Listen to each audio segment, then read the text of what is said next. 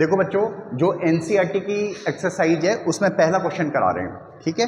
पहले क्वेश्चन में हमें क्या करना है, ये 3 कंपाउंड हमें दे रखे हैं, इनका मॉलिक्यूलर मास निकालना है, ठीक है।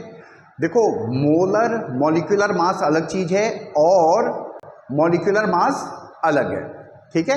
तो क्वेश्चन को ध्यान से पढ़ना, हमें मॉलिक्यूलर मास चाहिए, इसका एक मॉलिक्यूल का मास चाहिए, ठीक है। कुछ हमें डाटा दे रखा है ऐसे, ये डाटा आपको रटना नहीं होता, ये क्वेश्चन पेपर में दिया हुआ होता है।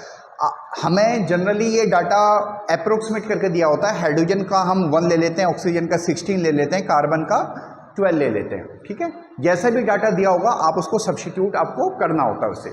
तो आप निकालते हैं इसमें। देखो बच्चों, पहले क्वेश्चन का पहला part, water molecule. Water molecule का मॉलिक्यूलर मास चाहिए। देखो, वाटर H2O, हाइड्रोजन कितने, 2 इंटू एक हाइड्रोजन का कितना दे रखा है 1.008 प्लस ऑक्सीजन का कितना है 16।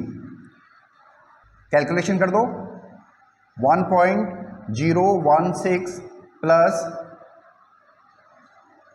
2 से मल्टीप्लाई करेंगे प्लस 16 इक्वल टू हो जाएगा 18.016 U, ठीक है। जनरली हम U की जगह AMU भी डालते हैं, एटॉमिक मास यूनिट भी डालते हैं। आप ये भी लिख सकते हैं, ये पुरानी यूनिट है, बट IUPAC की ये रिकमेंडेशन होती है कि हम AMU की जगह U लिखें, ठीक है। तो वाटर का मॉलिक्यूलर मास हमने कैलकुलेट कर दिया, पहला पार्ट। अब सेकंड पार्ट पे आ जाओ।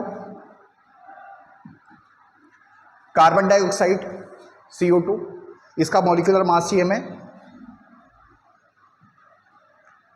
कार्बन का मास हमें दे रखा है 12.01, ऑक्सीजन 2 है, एक का 16 है,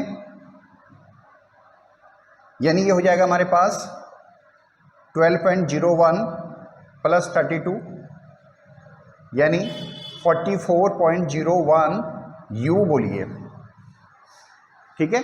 ये हमने निकाला है मॉलिक्यूलर मास, किसका, कार्बन डाइऑक्साइड का। अब CH4, जिसको हम मीथेन भी बोलते हैं, थर्ड वाला पार्ट।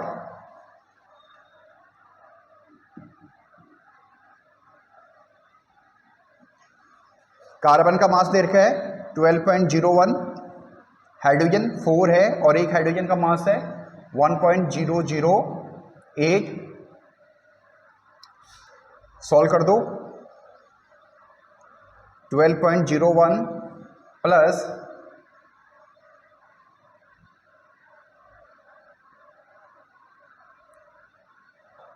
16.042 U, ठीक है बच्चों।